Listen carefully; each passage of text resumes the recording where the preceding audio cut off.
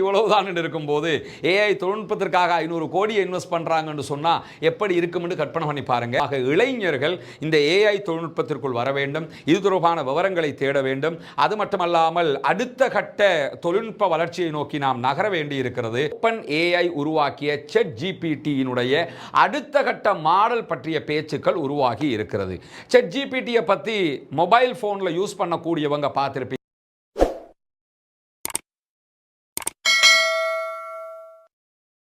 அன்பிற்கினிய சகோதர சகோதரிகளே, நம் அனைவர் மீதும் ஏக இறைவனுடைய அமைதியும் கருணையும் உண்டாகட்டுமாக. அஸ்ஸலாமு அலைக்கும் வரஹ்மத்துல்லாஹி வபரகாத்துஹு. இன்னைக்கு நம்ம இந்த வீடியோவில் ஒரு முக்கியமான உலகில் ஏற்பட்டிருக்கக்கூடிய மாற்றம், திருப்பத்தை பற்றி தான் பேச இருக்கிறோம். அது என்ன திருப்பம் என்று சொன்னால், நமக்கெல்லாம் தெரியும், கடந்த ஓரிரு மாதங்களுக்குள்ளாக அமெரிக்காவிலே ஏற்பட்டு வரக்கூடிய பல மாற்றங்களை ஊடகங்கள் சொல்லிக் கொண்டிருக்கிறது. அதில் மிக முக்கியமாக அமெரிக்க வரலாற்றிலேயே அமெரிக்கா வாங்காத ஒரு அடியாக ஏற்பட்ட மாற்றம் தான் கலிபோர்னியா மாநிலத்தில் ஏற்பட்ட மாபெரும் காட்டு தீயாக இருக்கிறது.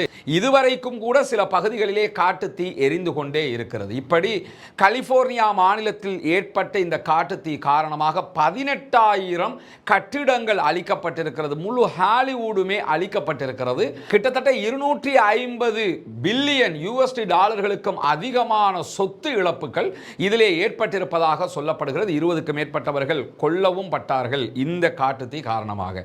அதனைத் தொடர்ந்து அந்த காலகட்டத்திலேயே அமெரிக்காவில் ஒரு ஆட்சி மாற்றம் ஏற்படுகிறது. டொனால்ட் ட்ரம்ப் ஆட்சிக்கு வருகிறார். அவர் அறிவித்த அந்த அறிவிப்புகளை பற்றி எல்லாம் நம்மளே ஒரு வீடியோ போட்டிருக்கிறோம். அது மட்டுமல்லாமல் டொனால்ட் ட்ரம்பினுடைய நடவடிக்கைகளை நீங்க பார்த்திருப்பீங்க. பாலஸ்தீனத்தை நாங்கள் மீண்டும் ஒரு நரகமாக மாற்றுவோம் என்று அறிவித்ததாக இருக்கலாம், அல்லது அண்மையிலே கிளீன் காசா என்கிற பெயரில் காசாவில் இருக்கிற மக்கள் அத்தனை பேரையும் எகிப்துக்கும் ஜோர்தானுக்கும் அனுப்புகிற திட்டம் தான் நல்ல திட்டம், அதற்கான முயற்சிகளை நாம் மேற்கொள்ள வேண்டும் என்கிற பேச்சுக்களை எல்லாம் தொடர்ந்து நம்ம பார்த்து வர்றோம். இந்த மாதிரி உலகத்தையே ஒரு விதமான ஒரு கோணத்தில் டொனால்ட் ட்ரம்பும் அவருடைய அரசாங்கமும் அமெரிக்காவும் பார்த்து கொண்டிருக்கக்கூடிய நேரத்தில் தான் அமெரிக்காவுக்கு மீண்டும் மீண்டும் கொட்டுக்கள் விழுந்து கொண்டே இருக்கிறது. நீங்கள் நினைப்பதைப் போல, நீங்கள் ஆடுவதைப் போல நீங்கள் ஒன்றும் பெரிய ஆட்கள் அல்ல. உங்களை மிஞ்சியவர்களை இந்த உலகத்திலே இறைவன் ஏற்படுத்தித்தான் இருக்கிறான். உங்களால் கட்டுப்படுத்த முடியாத, நீங்கள் நினைத்தும் பார்க்க முடியாத அழிவுகளை கூட உங்களுக்கு தர முடியும் என்பதையெல்லாம் இந்த உலகத்திற்கு இறைவன் காட்டிக்கொண்டே இருப்பதை நம்ம பார்க்க முடிகிறது. இப்படியான நிலையில தான் கலிபோர்னியா காட்டு தீயினுடைய நஷ்டத்தினாலும் கஷ்டத்தினாலும் மீண்டு வர முடியாமல் தவித்துக் கொண்டிருக்கக்கூடிய அமெரிக்காவுக்கு திடீரென பொருளாதார ரீதியில் ஒரு மாபெரும் இழப்பாக தற்போது ஒரு சம்பவம் நடந்திருக்கிறது. அது என்ன சம்பவம் என்றால், இன்றைக்கு சமூக வலைதளங்களாக இருக்கலாம், மீடியாக்களாக இருக்கலாம், எல்லாவற்றிலையுமே ஒரு பேசப்படக்கூடிய ஒரு முக்கியமான பேசுபொருளாக ஓப்பன் ஏஐ உருவாக்கிய செட் ஜிபிடியினுடைய அடுத்த கட்ட மாடல் பற்றிய பேச்சுக்கள் உருவாகி இருக்கிறது. செட் ஜிபிடி என்றால் என்ன என்பதை முதல்ல நம்ம புரிஞ்சுக்கிறோம். மொபைல் போன்களை நீங்க பார்த்தீங்கன்னா ஒரு அப்ளிகேஷனாக அது கொடுக்கப்பட்டிருக்கும். இலவச அப்ளிகேஷனாகவும் இருக்கிறது, பணம் கட்டி பயன்படுத்த வேண்டிய அப்ளிகேஷனும் இருக்கிறது. இரண்டுக்கும் இலவசத்தை பொறுத்தவரை நார்மலா நம்ம பயன்படுத்துற மாதிரி இருக்கும். பணம் கட்டி பயன்படுத்தக்கூடியதுல நிறைய அட்வான்ஸுகள், கற்பனை கூட பண்ண முடியாத அளவுக்கு இருக்கக்கூடிய அட்வான்ஸுகள் எல்லாம் இருக்கிறது. என்னன்னா, செயற்கை நுண்ணறிவை பயன்படுத்தி, ஆர்டிஃபிஷியல் இன்டெலிஜென்ஸை பயன்படுத்தி தான் இது உருவாக்கப்பட்டிருக்கிறது. இதுல என்ன டிஃபரண்ட் என்று சுருக்கமாக நம்ம புரிஞ்சுக்கிறதாக இருந்தால், ஏன்னா நிறைய இந்த டெக்னாலஜி சம்பந்தப்பட்டு அதை பற்றிய தேடல்கள் இல்லாதவங்க சுருக்கமாக புரிந்து கொள்வதாக இருந்தால், நம்ம ஏற்கனவே கூகுள் பயன்படுத்திக்கிட்டு இருக்கிறோம். கூகுளில் போய் பல விஷயங்களை நம்ம தேடுவோம். மார்க்கம் சம்பந்தமாக தேடுவோம், நம்முடைய செயல்பாடுகள் சம்பந்தமாக தேடுவோம். ஒரு சமையல் பண்ணக்கூடியவர் இந்த ரெசிபி எப்படி உருவாக்குறதுன்னு தேடுவார். ஒரு வீடியோ மேக் பண்ணுறவர் ஒரு ஷார்ட் வீடியோ எப்படி மேக் பண்ணுறதுன்னு தேடுவார். அல்லது ஒரு ஃபோட்டோஷாப் எப்படி யூஸ் பண்ணுறதுன்னு சொல்லி தேடுவார். அல்லது ஒரு புதிய கார் ஒன்று வாங்கிட்டாருன்னா அந்த காரில் ஏதாவது விவகாரம் தெரியலைன்னா கூகுளில் போய் இது எப்படின்னு சொல்லி தேடுவார். அல்லது யூடியூப்பில் ஒரு வீடியோ பார்ப்போம். இந்த மாதிரி இவ்வளவு காலமாக இருந்து வந்த நிலையில தான் செட் ஜிபிடி வந்தது. செட் ஜிபிடிக்கு நீங்க போனீங்கன்னு சொன்னா, நீங்கள் கேட்கிற கேள்விகளுக்கெல்லாம் பெரும்பாலும் செயற்கை நுண்ணறிவை பயன்படுத்தி, ஆர்டிஃபிஷியல் இன்டெலிஜென்ஸை பயன்படுத்தி பதில் தரக்கூடிய காட்சிகளை நீங்க போய் பார்க்க முடியும். நீங்க ஒரு கேள்வியை கேட்டீங்கன்னா அதற்கு தேவையான பதிலை தரும். ஆங்கிலத்தில் வேணும்னா ஆங்கிலத்தில் தரும், தமிழ்ல தாங்கன்னா தமிழ்ல தரும், சிங்களத்தில் தாங்கன்னா சிங்களத்தில் தரும்.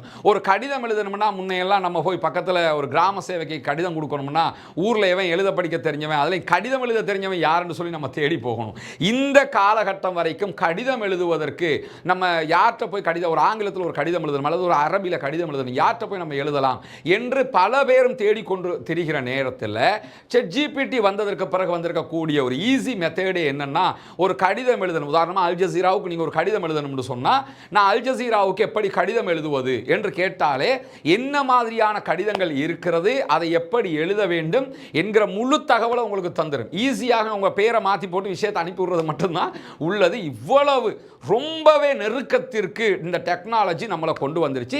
இதுதான் ChatGPT என்கிற இந்த தளத்தினூடாக தற்போது உலகம் முழுவதும் ஃபேமஸ் ஆகி இருக்கக்கூடிய ஒரு விஷயம். அது மட்டும் இல்லாமல் இப்போ லாஸ்ட்டாக வரக்கூடிய மொபைல் ஃபோன், குறிப்பாக ஆப்பிள் எல்லாம் நீங்கள் எடுத்துக்கிட்டீங்கன்னா, ஆப்பிள் மொபைலுக்குள்ளேயே ChatGPT-யை உள்ள நுழைச்சிட்டாங்க. நம்ம வாட்ஸ்அப்பில் எதையாவது செய்ய போனால் கூட அந்த வாட்ஸ்அப்பில் கூட அந்த ஆர்டிஃபிஷியல் இன்டெலிஜென்ஸ் கலக்கப்பட்டிருக்கிறது. குறிப்பாக ஐபோனுடைய பல விவகாரங்களில் இந்த ஆர்டிஃபிஷியல் இன்டெலிஜென்ஸ் உள்ளே நுழைக்கப்பட்டிருக்கிறது. இப்படி இது ஒரு தொழில்நுட்ப புரட்சி என்பதை தாண்டி தொழில்நுட்ப பாய்ச்சல் என்று கூட சொல்ல முடியும். இப்போ என்ன விவகாரம் என்று சொன்னால், இந்த ChatGPT-ஆக இருக்கலாம், ஓப்பன் ஏஐனுடைய சோர்சஸாக இருக்கலாம், இதற்கு தேவையான சிப்புகள் இருக்கிறது, இதை உருவாக்குவதற்கு தேவையான ரிசோர்சஸ்கள் இருக்கிறது. இவற்றிலே பெரும்பாலானவற்றை தயாரிக்கக்கூடிய கம்பெனிகளாக அமெரிக்காவினுடைய கம்பெனிகள் இருக்கிறார்கள். குறிப்பாக NVIDIA போன்ற நிறுவனங்கள் தயாரிக்கிற பணியை மேற்கொள்கிறது. மைக்ரோசாஃப்டாக இருக்கலாம், கூகுளாக இருக்கலாம், அமேசானாக இருக்கலாம், அதே போன்று மெட்டா நிறுவனமாக ஃபேஸ்புக் உடைய தாய் நிறுவனமாக இருக்கக்கூடிய மெட்டா நிறுவனமாக இருக்கலாம். இவங்க எல்லாரும் ஒன்றிணைஞ்சு தான் இந்த ChatGPT-யை உருவாக்கினாங்க என்கிற அளவில் அதில் சில நிறுவனங்கள் வெளியேறி இருக்கிறது. ஆனாலும் அவர்கள் அத்தனை பேரும் தனித்தனியாக மீண்டும் இதை செயல்படுத்தி கொண்டிருக்கிறார்கள். கூகுள் இதற்கு பெரிய அளவில் முதலீடுகளை எல்லாம் செய்திருக்கிறது. ஆனாலும் இதை உருவாக்கக்கூடிய ரிசோர்சஸ்களை, இதை தயாரிப்பதற்கு தேவையான பொருட்கள் என்று பல விவகாரங்களை எந்த நாட்டுக்குனாலும் வித்துக்கிறங்க, சீனாவுக்கு நீங்க விற்கக்கூடாது என்கிற தடையை அமெரிக்க அரசாங்கம் கொண்டு வந்திருந்தது. இதை கொண்டு வரும்போது அவங்க என்ன சொன்னாங்கன்னா, சீனாவுடைய கையில் இதனுடைய ரிசோர்சஸ் கிடைச்சிருச்சுன்னு சொன்னா, அவங்க இதை பயன்படுத்தி எதையாவது ஒன்றை கண்டுபிடிச்சிட்டாங்கன்னு சொன்னா, அவர்கள் இதனூடாக ஆர்டிஃபிஷியல் இன்டெலிஜென்ஸை பயன்படுத்தி ஆயுதங்களை கூட தயாரிக்க முடியும்.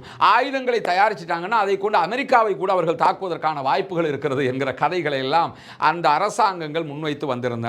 குறிப்பாக இப்ப நடந்த இறுதி யுத்தம், காசாவினுடைய வாரை நீங்க எடுத்துக்கிட்டீங்கன்னா, அதுல கூகுள் மேல இருக்கக்கூடிய மிகப்பெரிய குற்றச்சாட்டுகளில் ஒன்று. அதே போன்று இஸ்ரேலிய ஆக்கிரமிப்பின் மீது இருக்கக்கூடிய ஒரு மிகப்பெரிய குற்றச்சாட்டு என்னன்னா, நீங்க ஏஐயை பயன்படுத்தி தாக்குதல்களை நடத்தி இருக்கிறீர்கள், கூகுள் இதற்கு துணை போய் இருக்கிறது என்கிற குற்றச்சாட்டுகள் எல்லாம் பரவலாக முன்வைக்கப்பட்டு கொண்டிருக்கிறது. இப்படியான நிலையில சீனாவுக்கு நாங்க இதை எதையுமே விற்க மாட்டோம் என்று சொல்லி வந்திருந்தாங்க. இப்ப என்ன நடந்திருக்குன்னு சொன்னா, ஆர்டிஃபிஷியல் இன்டெலிஜென்ஸ் என்கிற இந்த துறையில் ஒரு மிகப்பெரிய எதிர்நீச்சலாக, எதிர்பாய்ச்சலாக ஒரு சம்பவம் நடந்திருக்கிறது. இங்க நீங்க பார்க்கலாம் ChatGPT இருக்கிறது. இதற்கு பகரமாக தற்போது டீப் சீக் என்கிற இந்த அப்ளிகேஷன் மிக பெரும் ஒரு சர்ச்சையான மாற்றமாக மாறி இருக்கிறது.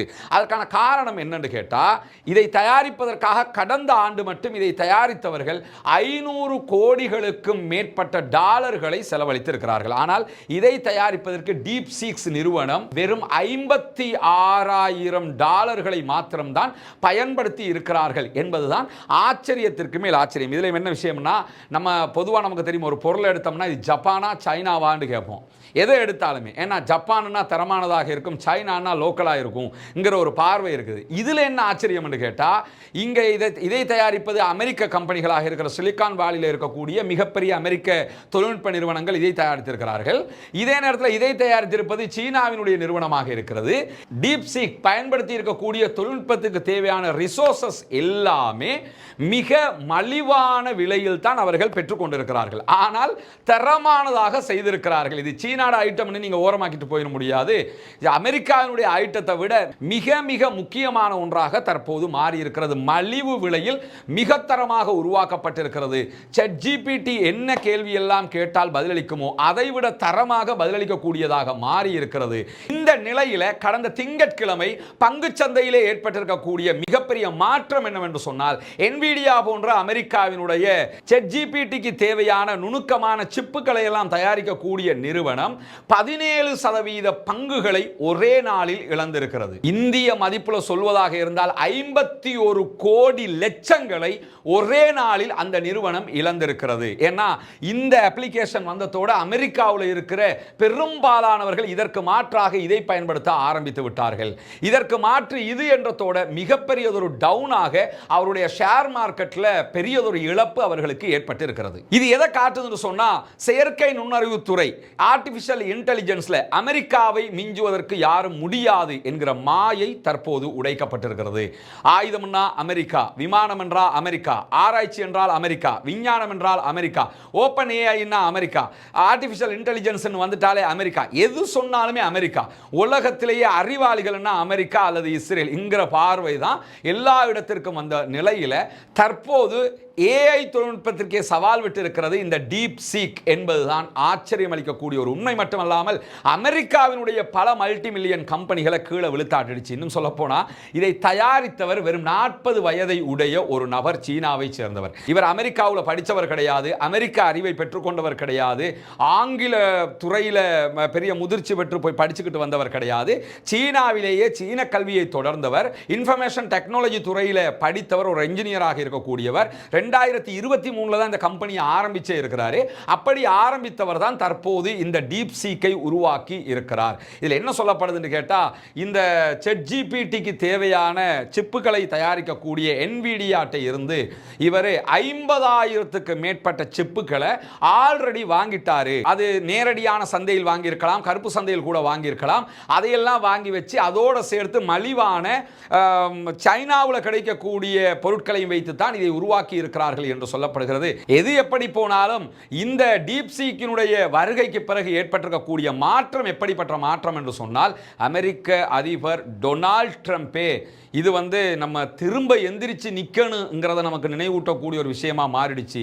மிகப்பெரிய அடியாக விழுந்துருச்சு நம்முடைய பொருளாதாரத்துக்கு என்று பேசக்கூடிய அளவுக்கு நிலைமை மாறி இருக்கிறது. அது மட்டுமல்லாமல் இந்த சிலிகான் வேலியில இருக்கக்கூடிய மிகப்பெரிய முதலீட்டாளர்களில் ஒருவரும் தற்போதைய ஜனாதிபதி டொனால்ட் ட்ரம்பினுடைய பொருளாதார ஆலோசகருமாக இருக்கக்கூடிய மார்க் ஆண்டர்சன் இது பற்றி தெரிவிக்கும் போது ஈஸியான ஒரு லாஜிக் அவர் சொல்லி இருக்கிறார். இதை புரிஞ்சுக்கிறதுக்காக என்ன சொல்றாருன்னு கேட்டா, 1957 அமெரிக்காவே எதிர்பார்க்காத விதமாக விண்வெளி ஆய்வுல ரஷ்யாவுடைய ஸ்புட்னிக் எப்படி ஒரு மாற்றத்தையும் ஒரு சாதனையையும் படைத்ததோ அதுபோன்று இந்த ஏஐ தொழில்நுட்பத்தில் இன்னும் ஒரு ஸ்புட்னிக்காகத்தான் இதை பார்க்க வேண்டி இருக்கிறது. நம்ம நினைச்சே பார்க்கல, அப்படியான ஒரு அடி நமக்கு விழுந்திருக்குது அப்படிங்கிறாரு. எது எப்படி போனாலும் எங்களை விட்டால் ஆட்கள் இல்லை என்று சொல்லிக் கொண்டிருந்த அமெரிக்க நிறுவனங்கள்ல பங்கு சந்தையில் ஒவ்வொரு நிறுவனங்களும் 10%, 17%, 12%, 13% என்று அவர்களுடைய பங்குகளை இழந்திருக்கிறார்கள்.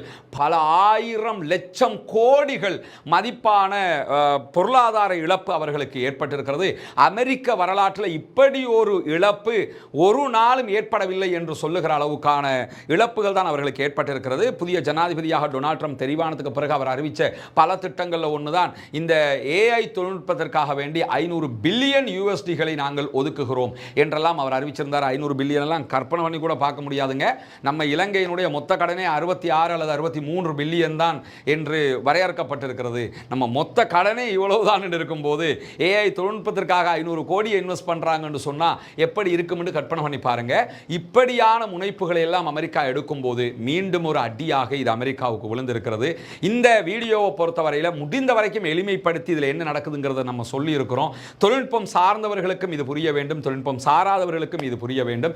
எது எப்படி போனாலும் இந்த இடத்துல நம்ம தெரிஞ்சுக்கிற வேண்டிய ஒரு விஷயம் என்னன்னு கேட்டா, அமெரிக்காவாக இருக்கலாம், சீனாவாக இருக்கலாம், ரஷ்யாவாக இருக்கலாம், இப்படியான நாடுகள் எல்லாம் இந்த மாதிரியான வளர்ச்சி துறைகளில் முன்னேறுகிற நேரத்தில் நம்மள மாதிரி நாடுகளும் இந்த துறைகளில் காலடி எடுத்து வைப்பது மட்டுமல்லாமல் நம்ம எல்லாம் பொதுவாக என்ன நினைச்சுக்கிட்டு இருக்கிறோம்னா, இதெல்லாம் நமக்கு சம்பந்தம் இல்லப்பா, நம்ம பார்க்க வேண்டிய பிசினஸ் என்ன, பெட்டாவில் ஒரு வியாபாரத்தை பண்ணுவோம் அல்லது வேறு வேறுமான நமக்குன்னு சூட்டபலான சில பிசினஸ்கள் இருக்கு, அதை மட்டும் பார்ப்போம்னு நம்ம நினைச்சுக்கிட்டு இருக்கிறோம். இது எல்லாம் தவறான எண்ணங்கள் என்பதை புரிந்து கொள்ளுங்கள்.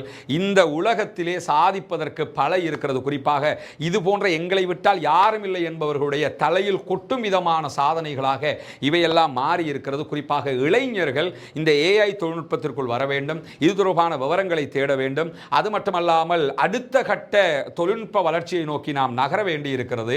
இது தொடர்பான ஒரு திட்டத்தை நம்ம முன்மொழிகிறதுக்காக இருக்கிறோம் இன்ஷா அல்லாஹ். ஏன்னா இளைஞர்களுக்கு இது தொடர்பான பாடங்களையும் படிப்பினைகளையும் கொடுக்க வேண்டியிருக்கிறது.